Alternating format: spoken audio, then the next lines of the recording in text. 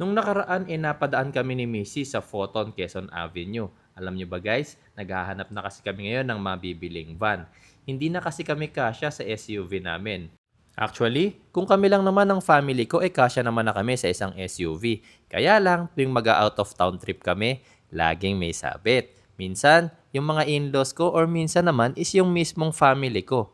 Kaya pag SUV ang gamit, para na kaming sardinas. Kaya naisip namin, kailangan na naming mag-upgrade.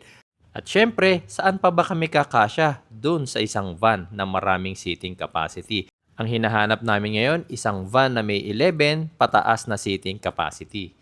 Pareho naman kami ni Mrs. na marunong mag-drive ng manual o automatic na sasakyan. Pero pagdating sa van, parang option namin yung automatic. To be honest, ngayong araw na to, hindi naman talaga namin plan na tumingin ng sasakyan kasi meron akong check-up niyan sa doktor ko. Pero dahil madadaanan naman namin yung Photon Quezon Avenue, tapos maaga-aga pa kami dun sa schedule namin, naisipan na naming sumilip sandali. Actually, ang gusto talaga namin tignan dito is yung Photon Tuano Executive. Yung kanilang flagship at top of the line na van. Sobrang ganda ng van na yan guys. Hindi ko pa yan nakikita sa personal pero nung nakita ko yan sa post ng Photon Philippines, grabe, na-inlove ako sa itsura. Tignan nyo naman ang loob. Executive na executive ang datingan, di ba? For sure, pag sinakay ko dyan ng pamilya ko, matutuwa sila. Kaya lang, pagdating namin doon, walang Photon Tuano. Kaya isa pang option namin is yung Photon Traveler. Yun nga lang, manual lang ang meron dito. Kaya eto, sinilip na rin namin. Pareho lang naman ang itsura ng body at pati yung seating capacity, parehong-pareho lang. Sa automatic transmission nga lang talaga magkakaiba. Kaya sinilip na rin namin. Ano? Pero ikaw untog ka. Oo. Ako, Ano height mo, mami? 5. Ha? 5'4"? 5'3"? 5 lang. 5 lang. Ilang seater siya? 4, 7, 10, 13, 16 seater. Kaso manual. Hanap namin guys, Matic. Photon Traveler XL. Anong makina po? Okan. Oo, yun nga. Okan. Okan na. Iba Pero yung Tuano ang naka-Cummins. Ay, hindi. Okan na rin yan, sir. Mas maganda na rin po. Okan na rin. Pero 2.8 din.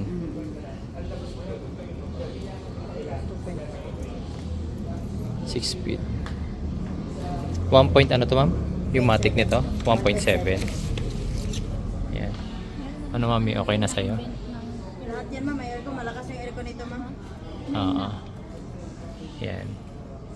Sayang, gusto namin makita sana yung Matic. Lalo na yung Tuano. Yung Tuano by order. The order. Magkano yung Tuano? 2 million po. 2 point. 2.5 to. Ay, ang tuwan ako.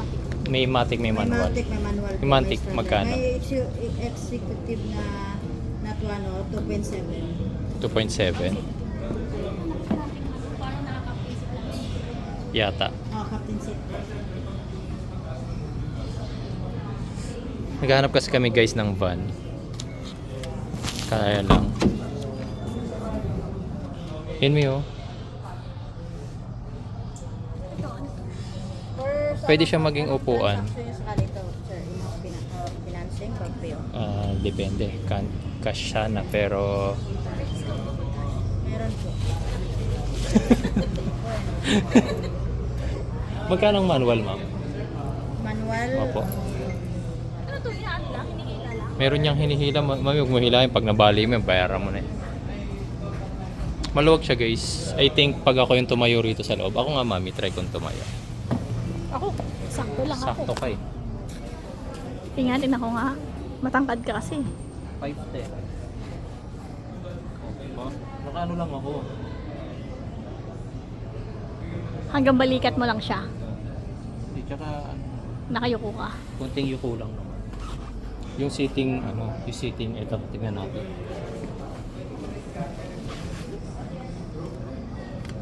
May nag-room pa ako. Naghanap kasi kami guys ng van. Then isa sa mga option namin talaga is the Photon Traveler XL. Dati yung mga lumabas na Photon Traveler, manual lang ata. Correct me if I'm wrong. So ngayon may lumabas silang automatic. Balis dito sa Photon, ang hinahanap namin is the Photon Traveler XL and then Photon Tuano automatic. Although wala yung Tuano nila. Yung Tuano yung high roof. Yun talagang maganda. Nakakita na ako nun eh. Tsaka naka-captain seat yun. Captain seat po. Ito naman, this is 16-seater. Meron silang manual nito na 19-seater. Although, kahit 16-seater okay na sa amin eh. Mas prefer sana namin yung Tuano kasi medyo 2.7 ma'am, no? Hindi, yung executive. Kaya 2.8. 2.8 pala siya guys. 0.8 lang yung meron. Kasi po may 0.8. Nakagawa ng ano niya. Yung logo sa harap. Parang breastplate na. Ang gano'ng mga bintana. Naka-white.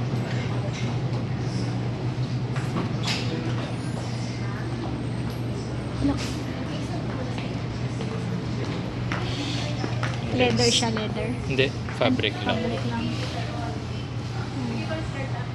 Yan. Ganda nito, mami. Luwag na eh. Ito pang family na talaga to. Okay na sa atin to. Matic nito, 1.7. May discount pa. May discount pa ba pagka Matic na 1.7? Opo, pag ano, pag cash po, 70,000. 70. Ang ganda eh. Ganda rin to. Walo pa rin sa linggo. Alalayan ko na lang pakita. Palalayan mo lang. Yan Ayun. o. Ayun yung upuan niya. 4-seater dito sa likod. Marahil marami sa inyo ang magsasabi, okay ba ang Photon? Bibihira kasi ang nakikita nyo siguro ng mga Photon users dito sa Pilipinas. Pero actually, karamihan sa mga Photon vehicles sa fleet ginagamit. Meaning, malalaking kumpanya rin ang kumukuha sa kanila. Paborito rin itong bilhin ng mga nagta-travel and tours tsaka mga rent-a-van kasi nga naman, imagine 16 pataas ang seating capacity nito. Kaya ito rin yung mga van na madalas hanapin ng mga gustong mag-rent. Marami na rin ako nakausap ng mga owners ng mga Photon na van. Actually, maganda naman yung mga feedback nila. Yung iba nga, sabi, wag daw akong kumuha ng Photon Traveler. Hindi dahil sa mahal or mahirap hanapin yung pyesa. Kundi, baka daw maging kaagaw ko pa sila pagdating sa pagpaparenta ng van. Actually guys, hindi ko naman ipaparenta to. Kailangan lang talaga namin to pag aalis kami ng pamilya. Kaya nga yung Photon Tuano talaga yung number 1 option namin dito sa Photon. Kasi sapat na sa amin yung 11 seating capacity. Tapos ang habol ko pa rito, yung napakaganda at napaka-elegant na interior at saka yung kanyang mga features. For sure, pag dinala ko to sa Samar, matutuwa yung mga biyanan ko. Pag sinakay ko naman dito yung parents at mga kapatid ko, for sure, komportable sila. So paano? Abangan nyo dito sa vlog natin kung anong van ba yung bibilin natin ha. For sure, hindi man ngayong taon pero earlier next year, bibili na talaga kami ng van. Hahabulin din kasi namin yung summer vacation na maraming pasyalan.